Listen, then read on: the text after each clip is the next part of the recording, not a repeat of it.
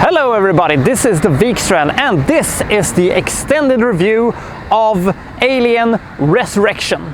This is going to be, by the way, a big spoiler alert for basically all the Alien franchise. If you're unfamiliar with some of the movies, then I suggest you would go and watch some of them and then come back when you've watched it. But otherwise, it's a big spoiler alert for basically all movies within the Alien franchise.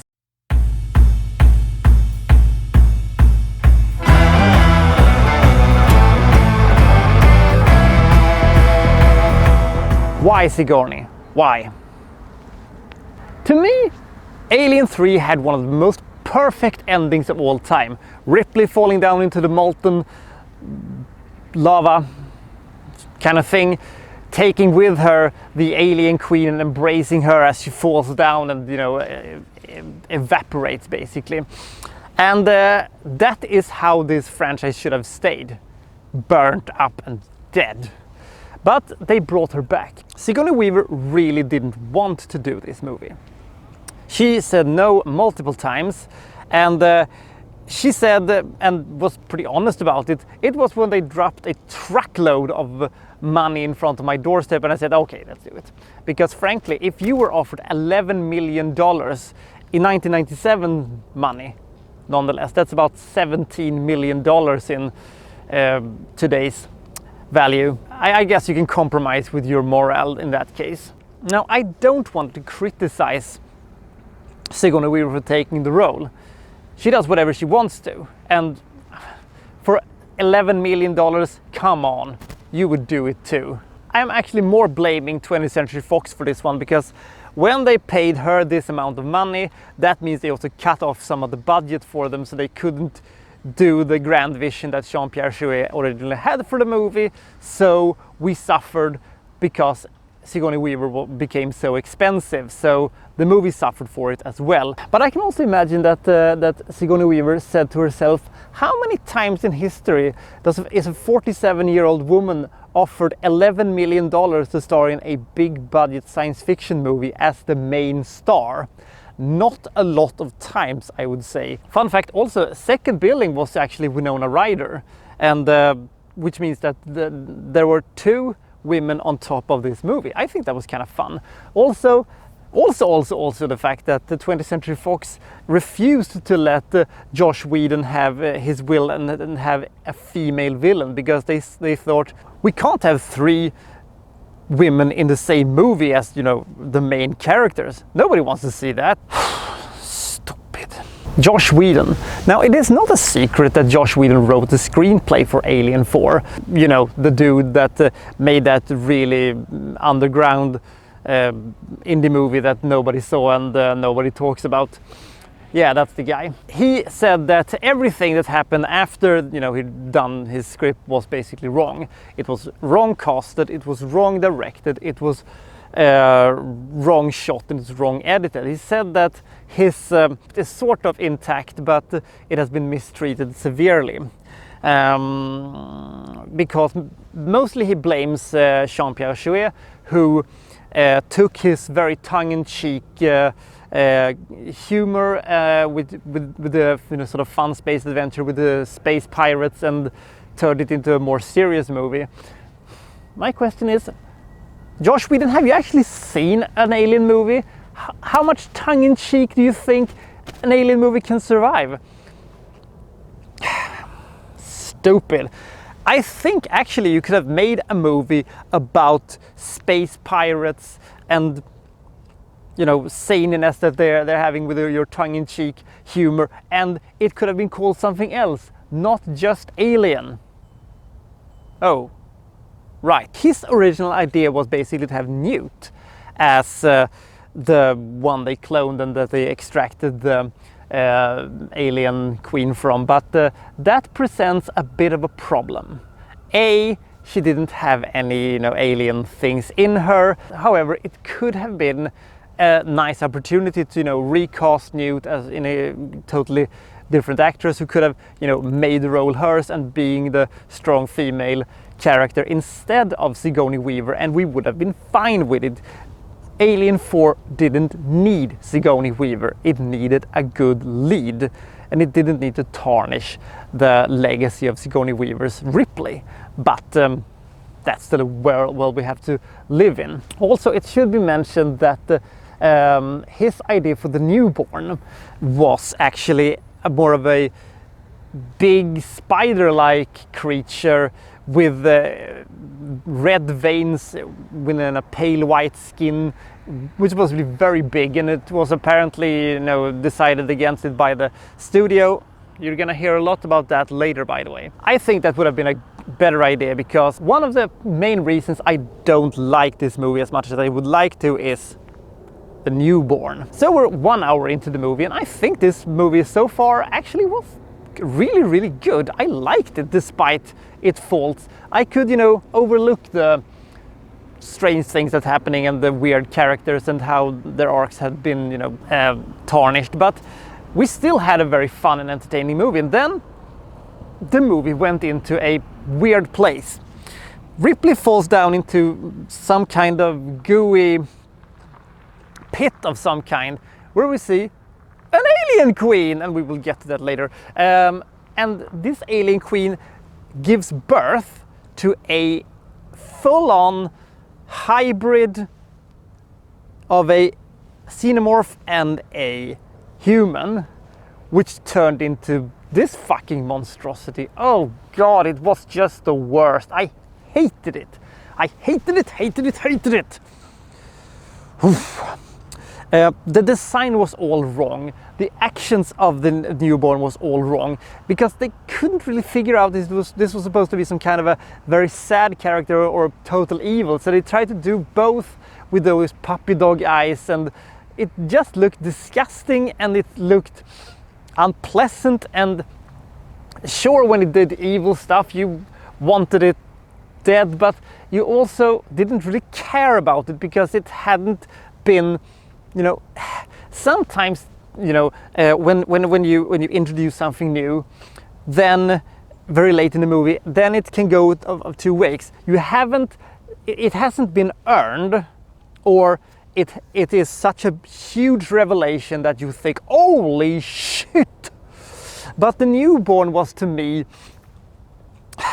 the thing that turned me from really liking this movie to just thinking this movie was good. It fell at least 10 points because of the fucking newborn. I will say that the way it checks out was kind of cool. Basically, a very small hole in a very small window that sucks the thing out. It was disgusting, and it was kind of cool in a sense. But as a very late villain, it was useless. I hated it. Which brings us to the queen. The alien queen that were sort of dropped just in our laps in the movie Aliens was one of the most awesome things that has ever been made. I have seen Aliens 15, 20 times maybe, and every time that alien queen shows up, it is just one of the most awesome things I've ever seen. It is, oh Jesus. Even though I know it is coming, it is such a shocking revelation to see a huge alien, you know, with it. It was fantastic. I loved it. When the alien queen showed up in Alien Resurrection, I thought to myself, wow, this movie has really kicked into a second gear. Now it's going to be cool. And then it gives birth to the newborn, and what is the first thing the newborn does? Just bitch slap it, and you know, lops off a part of its head, and it goes, aah! And if you want to present your newborn villain as you know, more powerful than the alien queen, then it's okay. But what happened to the alien queen afterwards? Did it die? What happened? Why did a newborn do it? Was it because it was psychotic? Was it because it saw the alien queen as a threat? We need to know why sometimes, or at least I need to know why this happened. This has pissed me off for 21 years. It has actively made me hate part of this movie. This is the absolute low point in this movie. Nothing that has been made in any other movie with Alien in it, that includes the 2 Alien vs Predator movies, have made me so angry as that sequence, because A, it made the Alien Queen look like a buffoonish idiot, 2, it was made by the newborn, and 3, we don't know why it did it. You may not need to know that answer, but I needed to know that, damn it. Cal's not dead? So it turns out that Winona Ryder's stuck-up Cal was actually not a human, but an android. She's shot by some asshole, and then she falls down into that pool where the aliens were, and then she shows up a bit later, you know, from the outside of the door. That makes no sense, but did she swim back, climbed up, went back? How long did that take? That's crazy, man. But that isn't the reason why I'm bringing this one up, and it is because when she falls down, why didn't the xenomorph that was there attacking her, did they look at her and say, hey, here comes Winona Ryder, should we eat her? Nah, there's not enough meat on her. By the way, she's an android. Nah, we shouldn't eat her. The thing is that on countless occasions, we have seen that the xenomorphs kills androids. I mean, Bischoff, he looked basically like this in Aliens. Was it because she wasn't armed? I don't know. I have been thinking about this one off and on for 21 years, and I have never came up with a reason why she wasn't torn to shreds, just, you know, for them saying, hey, here comes something we can claw on.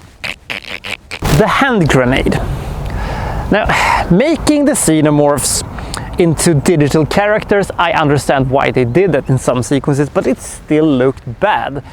The late 90s wasn't the best time for CGI because Hollywood had gotten its new toy and it was playing with it full steam ahead, but it hadn't, you know, really implemented it fully in a good way in the movies they were making.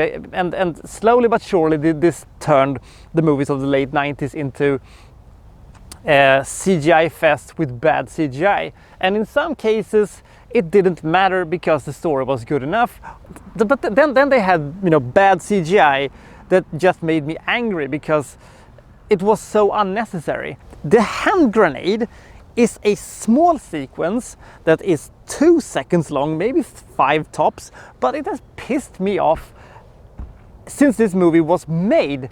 And the sequence is pretty simple. We have a tracking shot where, you know, the cameraman goes whoop, and we have a soldier that, you know, throws a grenade into an escape pod, and this grenade is simply, you know, a CGI object, and it looks so rubbish, and it looks so fucking rubbish.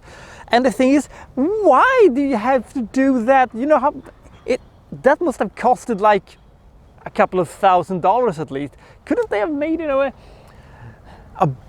couldn't the prop department have made, you know, some kind of a ball which they could roll in, and, you know, that could have been a bomb? I don't know why this pisses me off so much. Maybe because it was so unnecessary. The awesome sequence when Ripley, you know, do the basketball thing, that is fucking incredible, and she did that for real. But my question is, why did you insist of doing that, but you insisted on the digital hand grenade? I don't know why the hand grenade pisses me off so much. Maybe it simply is a sequence where that it was so unnecessary. It's sort of a sign of the time. I was pissed in '97, and I'm still pissed now actually about it. Not every day, I'm not a psycho or anything, but every time I think about Alien Resurrection, I still think about that fake looking ass hand grenade. The cancelled sequel. This movie didn't become the box office juggernaut that I think that the studio was hoping for. So a Joss Whedon penned 5th movie with involvements from both James Cameron and Ridley Scott was cancelled apparently at around the turn of the millennium. I don't know if that was a good thing or a bad thing. No, wait, it was a bad thing, because 20th Century Fox, then they actually decided that we're not going to have a 5th Alien movie. We are going to have Alien versus Predator. And we all know how good that movie was. Oh God, please help me. Was there only xenomorphs on the first planet? Now this is something that has puzzled me a little bit. Probably if I would ask a, super alien expert, he would probably explain this to me, but this is something I have been, thinking about a lot.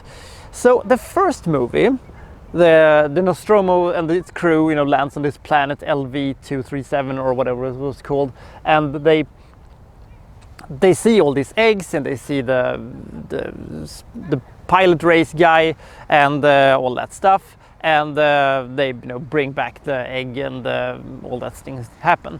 In the second movie, they go back to LV, and they see that these eggs have hatched, and they are running around and eating the colonists and all that good stuff.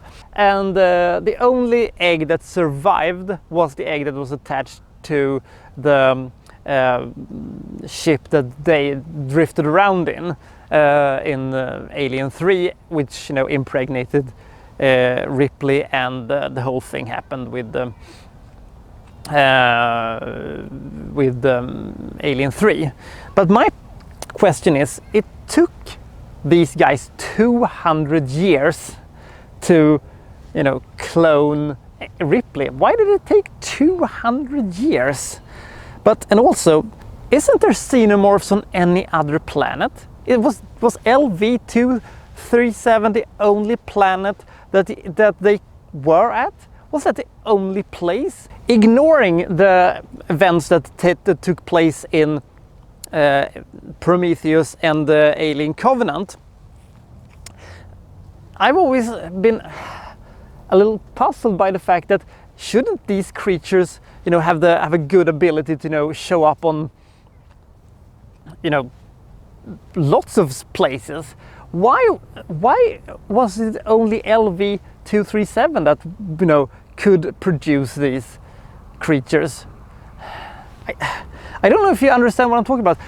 Why isn't there any other aliens in this universe except on this planet? It's a little bit confusing. Was it because of the climate was right for them there, or what? Or is it because they can't do interstellar travels because they basically are savage beasts that make them only appear here? I don't know, and it confuses me. Where the hell did the blood come from? Now, one thing that I'm sure that we all can agree on is that bringing back Ripley was a dumb decision. Recasting this movie would have been a far better idea. But if you're gonna do the clone thing, that's okay. In the late 90s, they really liked cloning and DNA and genes and stuff like that. That was all the rage in Tinseltown. But here is my problem with that storyline. Where did they get the blood? Because, I mean, she burned into absolute smithereens. There shouldn't be a trace of her.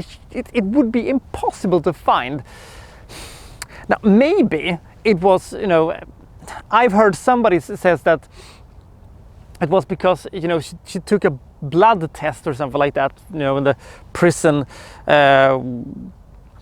before this happened, or maybe she bled and, they did that. But to me, that is a really weak explanation, and it could have been solved. And as I said, if they would have found some other chick who was impregnated earlier, on another planet, they could have, used it. But apparently, this xenomorphs only shows up on, one place. The idea of where they got the blood from hasn't really, occurred to me until, a couple of months ago when I saw, somebody do a review of it, and then I thought to myself, where did they get the blood?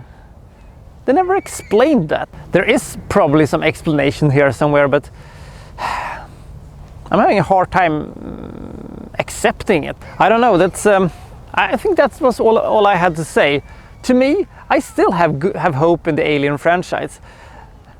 Alien Covenant was almost really good, and I loved Prometheus. But I think that now that they're moving away from the Prometheus storyline, I hope that a sixth Alien movie might solve this thing. I don't know if it's going to be made, and I don't know if it's going to be good, but I hope, I still have hope for this franchise. Sometimes I can be too naive when it comes to the franchises of Hollywood, and that they will ultimately ruin everything, but I still always have hope. Maybe it will work, maybe it will turn everything around, maybe. But I also think that they really should have stopped at Alien 3, but that's just my opinion. Until next time, this is Wikstrand signing out!